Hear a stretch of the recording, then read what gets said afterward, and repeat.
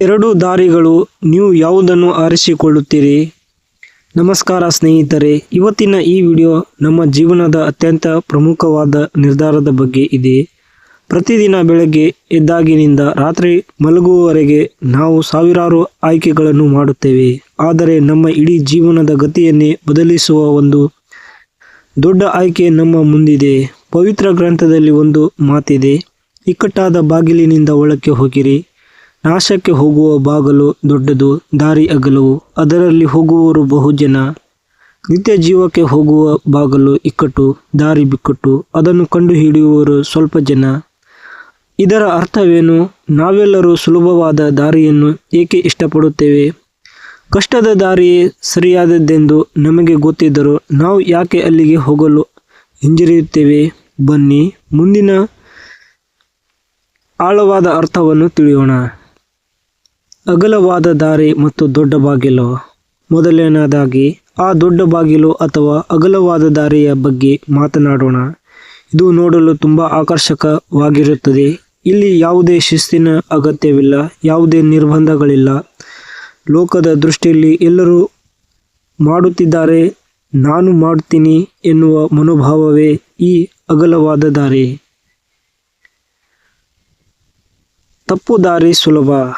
ಸುಳ್ಳು ಹೇಳುವುದು, ಶ್ರಮವಿಲ್ಲದೆ ಹಣ ಗಳಿಸುವುದು, ಸ್ವಾರ್ಥದಿಂದ ಬದುಕುವುದು ಇವೆಲ್ಲವೂ ಅಗಲವಾದ ದಾರಿಯ ಲಕ್ಷಣಗಳು. ಗುಂಪಿನ ಪ್ರಭಾವ. ಅಲ್ಲಿ ತುಂಬ ಜನ ಇರುತ್ತಾರೆ, ನಮಗೆ ನಾವು ಒಬ್ಬರೇ ಅಲ್ಲ, ಎಲ್ಲರೂ ಇದೇ ದಾರಿಯಲ್ಲಿದ್ದಾರೆ ಎಂಬ ಸುಳ್ಳು ಸಮಾಧಾನ ಸಿಗುತ್ತದೆ. ಆದರೆ ನೆನಪಿಡಿ, ಈ ದಾರಿ ಸುಲಭವಾಗಿ ಕಂಡರೂ ಇದರ ಅಂತ್ಯ ನಾಶ. ತಾತ್ಕಾಲಿಕ ಸುಖಕ್ಕಾಗಿ ಶಾಶ್ವತವಾದ ನೆಮ್ಮದಿಯನ್ನು ಕಳೆದುಕೊಳ್ಳುವ ದಾರಿ ಇದು. ಇಕ್ಕಟ್ಟಾದ ದಾರಿ, ಸಂಘರ್ಷ ಮತ್ತು ಸತ್ಯ. ಈಗ ಆ ಇಕ್ಕಟ್ಟಾದ ಬಾಗಿಲು ಅಥವಾ ಬಿಕ್ಕಟ್ಟಾದ ದಾರಿಯ ಬಗ್ಗೆ ನೋಡೋಣ. ಇದನ್ನು ಕಂಡುಹಿಡಿಯುವವರು ಬಹಳ ಕಡಿಮೆ ಜನವಂತೆ. ಯಾಕೆ ಗೊತ್ತಾ? ಯಾಕಂದರೆ ಈ ದಾರಿಯಲ್ಲಿ ಹೋಗಬೇಕಾದರೆ ನಾವು ನಮ್ಮ ಅಹಂಕಾರವನ್ನು, ಕೆಟ್ಟ ಅಭ್ಯಾಸಗಳನ್ನು ಬಾಗಿಲ ಹೊರಗೆ ಬಿಟ್ಟು ಬರಬೇಕು. ಇಕ್ಕಟ್ಟಾದ ಬಾಗಿಲಿನಲ್ಲಿ ಲಗೇಜ್ ಜಾಸ್ತಿ ಇದ್ದರೆ ಒಳಗೆ ಹೋಗಲು ಸಾಧ್ಯವಿಲ್ಲ. ಹಾಗೆಯೇ ನಮ್ಮಲ್ಲಿ ದ್ವೇಷ, ಅಸೂಯೆ ಮತ್ತು ಲೋಭ ಇದ್ದರೆ ನಾವು ಈ ದಾರಿಯಲ್ಲಿ ನಡೆಯಲು ಸಾಧ್ಯವಿಲ್ಲ.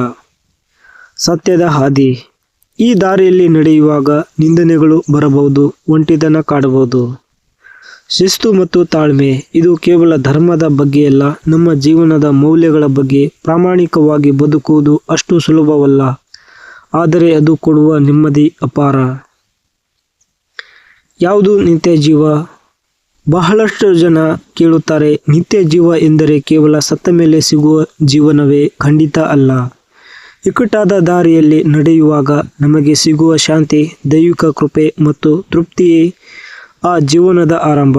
ಅಗಲವಾದ ದಾರಿಯಲ್ಲಿ ಹೋದವರಿಗೆ ಕ್ಷಣಿಕ ಸುಖ ಸಿಗಬಹುದು, ಆದರೆ ಆಳದಲ್ಲಿ ಒಂದು ರೀತಿಯ ಶೂನ್ಯತೆ ಇರುತ್ತದೆ.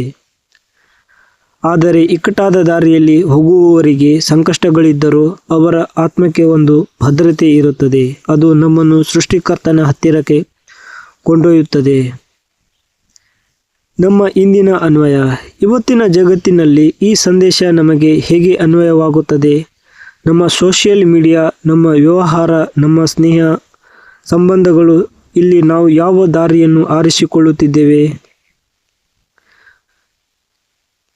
1. ಜನಪ್ರಿಯತೆಗಾಗಿ ತಪ್ಪು ಮಾಡುವುದು, ಅಗಲವಾದ ದಾರಿ. 2. ಯಾರೂ ನೋಡದಿದ್ದರೂ ಸರಿಯಾದದ್ದನ್ನೇ ಮಾಡುವುದು, ಇಕ್ಕಟ್ಟಾದ ದಾರಿ. ನಮ್ಮ ಬದುಕು ಕೇವಲ 70 ಅಥವಾ 80 ವರ್ಷಗಳದ್ದಲ್ಲ, ಇದರ ನಂತರ ಒಂದು ಪಯಣವಿದೆ. ಆ ಪಯಣಕ್ಕೆ ಈಗಲೇ ಸಿದ್ಧರಾಗಬೇಕಿದೆ. ಸ್ನೇಹಿತರೆ, ವಿಡಿಯೋದ ಕೊನೆಯಲ್ಲಿ ನಾನು ನಿಮಗೆ ಒಂದು ಪ್ರಶ್ನೆ ಕೇಳಲು ಬಯಸುತ್ತೇನೆ. ನೀವು ಇಂದು ನಿಂತಿರುವ ದಾರಿ ಯಾವುದು? ನಿಮ್ಮ ಸುತ್ತಮುತ್ತಲಿನ ಗುಂಪನ್ನು ನೋಡಿ. ನೀವು ದಾರಿ ಆರಿಸುತ್ತಿದ್ದೀರಾ ಅಥವಾ ಸತ್ಯ ಎಲ್ಲಿದೆ ಎಂದು ಹುಡುಕಿ ನಡೆಯುತ್ತಿದ್ದೀರಾ? ನೆನಪಿಡಿ, ಇಕ್ಕಟ್ಟಾದ ದಾರಿಯನ್ನು ಕಂಡುಹಿಡಿಯಲು ಧೈರ್ಯ ಬೇಕು.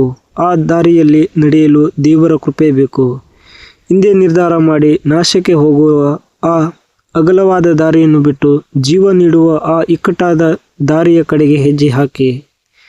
ಈ ವಿಡಿಯೋ ನಿಮಗೆ ಇಷ್ಟವಾದರೆ ಯಾರಿಗೆ ಈ ಸಂದೇಶದ ಅಗತ್ಯವಿದೆಯೋ ಅವರಿಗೆ ಶೇರ್ ಮಾಡಿ.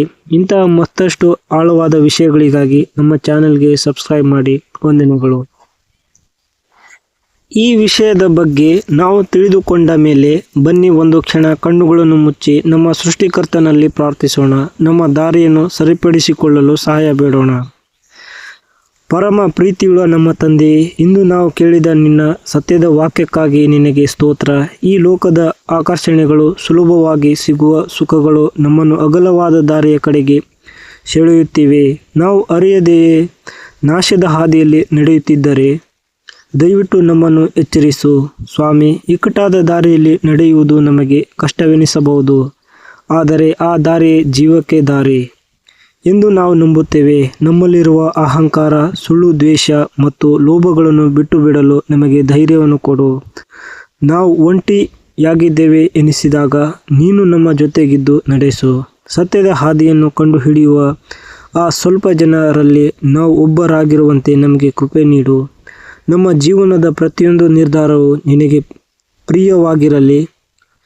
ಕಿರಿದಾದ ದಾರಿಯಲ್ಲಿ ನಡೆದರೂ ನಿನ್ನ ಕೃಪೆಯು ನಮ್ಮನ್ನು ಶಾಶ್ವತವಾದ ನಿತ್ಯ ಜೀವಕ್ಕೆ ಸೇರಿಸಲಿ ಎಂದು ನಂಬುತ್ತೇವೆ. ನಮ್ಮನ್ನು ಆಶೀರ್ವದಿಸು ಮತ್ತು ನಡೆಸು. ಆಮೆನ್.